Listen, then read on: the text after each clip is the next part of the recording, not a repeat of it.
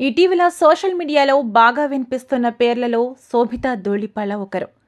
చేసింది తక్కువ సినిమాలే అయినప్పటికీ అతి తక్కువ కాలంలోనే తనకంటూ ప్రత్యేక గుర్తింపు దక్కించుకుంది.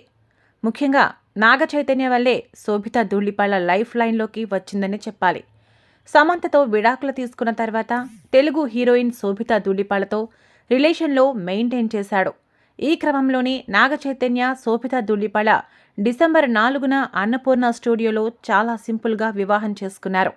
పెళ్లి అనంతరం శోభిత మాట్లాడుతూ నాగ చైతన్య భర్తగా రావడం తన అదృష్టమని తెలిపింది.